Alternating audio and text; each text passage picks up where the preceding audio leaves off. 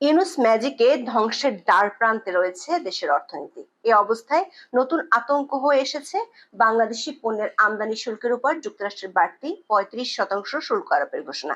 1 August এই ঘোষণা কার্যকর হলে সব মিলিয়ে 50% বেশি শুল্ক দিয়ে বাংলাদেশের পোশাক ঢুকতে পারবে যুক্তরাষ্ট্রের বাজারে। কোনো কোনো পণ্যে মোট শুল্ক হার হবে 61% পর্যন্ত। এমন অবস্থায় আতঙ্কিত দেশের তৈরি পোশাক রপ্তানিকারকেরা। চাকরি হারানোর শঙ্কায় পড়েছেন কয়েক লাখ শ্রমিক। যুক্তরাষ্ট্রের সঙ্গে সমঝোতার জন্য প্রায় 3 মাস সময় পেলেও অনেকটা পিকনিক মুডে কাটায় অন্তর্বর্তী সরকার। এরপর শেষ দিকে কিছু আলোচনা হলেও তেমন কোনো ফল আসেনি। সমঝোতার পরিবর্তে উল্টো আরো কঠিন শর্ত নিয়ে দেশে ফিরেছে সরকারি প্রতিনিধি দল। তবে সেই শর্তগুলো কি তা নিয়ে মুখে কুলুপ এঁটেছে সরকার। যুক্তরাষ্ট্র সফর শেষে দেশে ফিরে 14 জুলাই সংবাদ সম্মেলন করেন বাণিজ্য উপদেষ্টা শেখ বশিরউদ্দিন। তবে গোপন শর্তের কোনো কিছুই তিনি প্রকাশ করেননি। আলোচনার নির্দিষ্ট বিষয়বস্তু এবং কোন কোন বিষয়ে দুই দেশ একমত হয়েছে বা মতপার্থক্য রয়ে গেছে এমন প্রশ্নে বিষয়গুলোকে তিনি নন ডিসক্লোজেবল বলে মন্তব্য করে এই মুহূর্তে বিস্তারিত কিছু বলা যাবে না বলে জানান। সব কাজ শেষ করে আগামী সপ্তাহের মাঝামাঝি আবার যুক্তরাষ্ট্রে যাবেন তিনি। সেখান থেকে একটি ভালো ফল পাবার আশায় আছেন বাণিজ্য উপদেষ্টা। তৃতীয় দফা আলোচনার প্রস্তুতি নেওয়ার কথা জানিয়েছেন বাণিজ্য উপদেষ্টা। 1 সপ্তাহ আগে বাণিজ্য সচিব জানিয়েছিলেন যুক্তরাষ্ট্র একটি ফ্রেমওয়ার্ক এগ্রিমেন্টের খসড়া পাঠিয়েছিল, সেটার উপর কয়েক দফা মিটিং হয়েছে। তবে সংবাদ সম্মেলনে সেই ফ্রেমওয়ার্ক এগ্রিমেন্টের বিষয়ে কিছু জানাতে রাজি হননি বাণিজ্য উপদেষ্টা। বলেন, যেহেতু একটা নন ডিসক্লোজার এগ্রিমেন্ট আছে, তাই সেই ধরনের কোনো প্রশ্নের উত্তর তিনি দেবেন না। প্রশ্ন হলো, সংসদ না থাকা অবস্থায় একটি অনির্বাচিত সরকারের পক্ষে এ ধরনের কোনো গোপন চুক্তি করা সম্ভব কি না।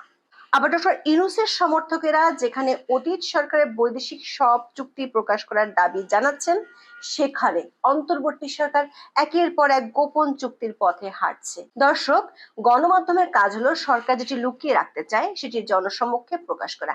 সে কাজটি করেছিলেন বাংলা আউটলুক। বাণিজ্য উপদেষ্টা যুক্তরাষ্ট্রের দেয়া যেসব শর্ত লুকিয়ে রাখার চেষ্টা করেছেন, সেগুলো বিস্তারিতভাবে প্রকাশ করে দেশের বাইরে থেকে পরিচালিত এই সংবাদ মাধ্যমটি। আওয়ামী লীগ সরকার বিরোধী এবং বর্তমান সরকারের সমর্থক হিসেবে পরিচিত এই সংবাদ মাধ্যমটি গত কয়েক বছর ধরে সক্রিয়।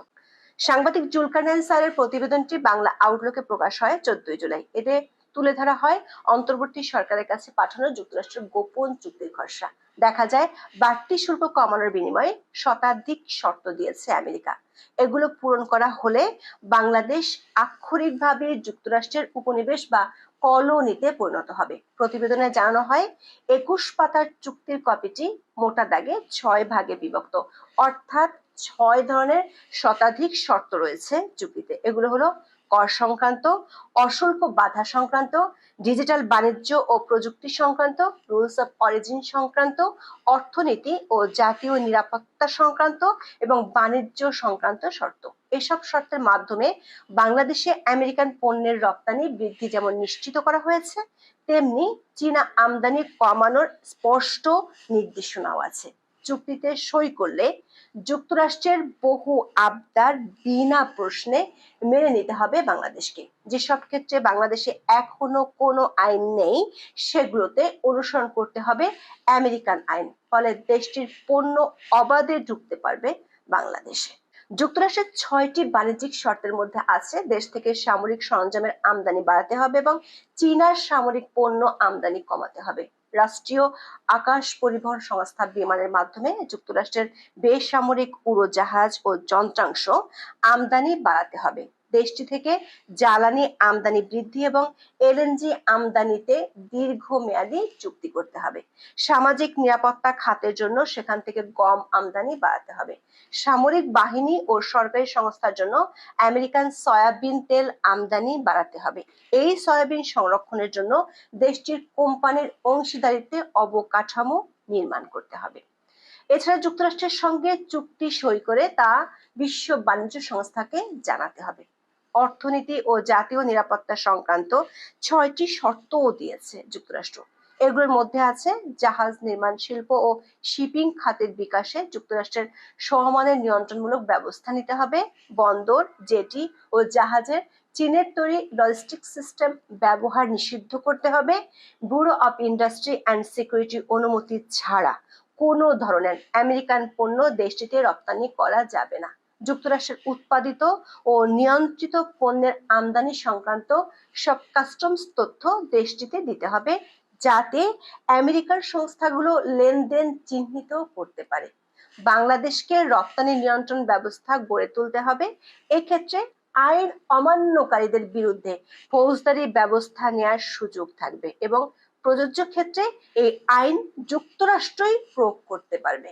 দর্শক, এই চুক্তি হলে দেশের মানুষের ব্যক্তিগত তথ্য ভাগ বসাতে পারবে যুক্তরাষ্ট্র। তাদের একটি শর্তে বলা হয়েছে, ব্যক্তিগত ডেটা গোপনীয়তা নীতিমালা প্রণয়নে যুক্তরাষ্ট্র সরকার ও দেশটির বেসরকারি খাতের সঙ্গে আলোচনা বাড়াতে হবে এবং ফিডব্যাকের প্রতিফলন থাকতে হবে। অর্থাৎ এই চুক্তি বিশ্ব বাণিজ্যে বাংলাদেশকে শুধু একঘরে করে ফেলবে না, দেশের নাগরিকদের মৌলিক অধিকারের নিয়ন্ত্রণও চলে যাবে অন্য দেশে। আবার চীনের ঘোর শত্রুতে পরিণত হবে বাংলাদেশ। এতে আমাদের ভৌগোলিক নিরাপত্তাও হুমকিতে পড়তে পারে। যুক্তরাষ্ট্রের শর্তগুলোতে বাংলাদেশকে স্রেফ একটি পরাধীন কলোনিতে পরিণত করার সব উপাদান আমরা দেখতে পাচ্ছি। এমনকি দেশের ওষুধ শিল্প, কৃষিখাতের উপরেও প্রতিষ্ঠিত হবে যুক্তরাষ্ট্রের সরাসরি নিয়ন্ত্রণ। মেধাস্বত্ব সংক্রান্ত শর্তের জালেও বন্দী হতে হবে বাংলাদেশকে। পরিস্থিতি এমন যে নতুন ইস্ট ইন্ডিয়া কোম্পানি ধেয়ে আসছে বাংলাদেশে।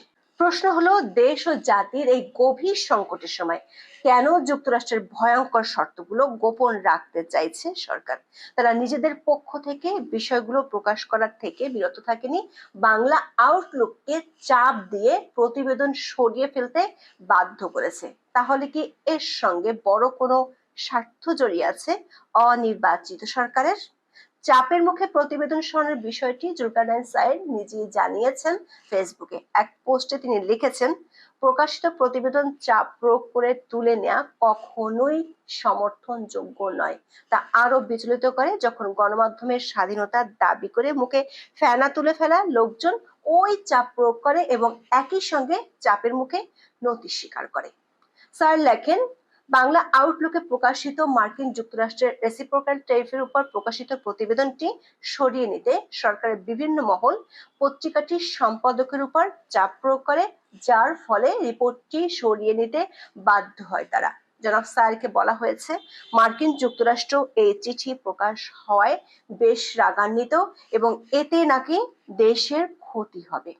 তিনি প্রশ্ন রাখেন, মার্কিন আগ্রাসনের সামনে কেন আমাদের মাথা নোয়াতে হবে? তারা যা চাপিয়ে দিবে সেটাই কেন মাথা পেতে মেনে নিতে হবে?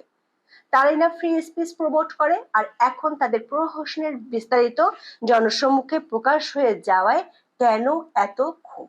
দর্শক, বাংলা আউটলুকে প্রকাশিত প্রতিবেদন সরিয়ে ফেলার দিনে দেশের একটি সংবাদ মাধ্যম থেকেও আরেকটি প্রতিবেদন সরানোর ঘটনা আমরা দেখেছি। আজকের পত্রিকাতে 15 জুলাই